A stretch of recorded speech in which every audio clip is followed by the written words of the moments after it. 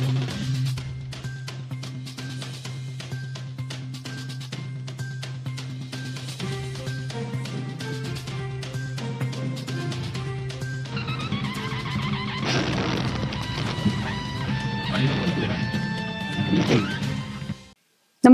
आपण पाहता हिरकणी न्यूज.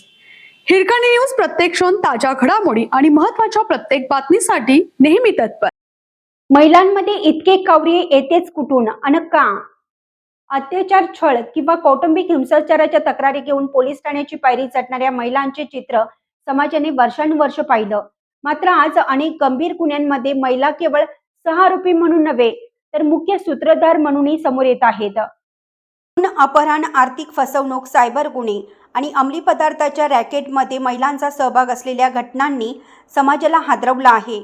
महिला म्हणजे माया, संवेदनशीलता आणि विश्वास या प्रतिमेला तडा जाणाऱ्या घटना महिलांमध्ये इतकं कौर्य येतंय कुठून आणि का, हा प्रश्न उपस्थित करत आहेत.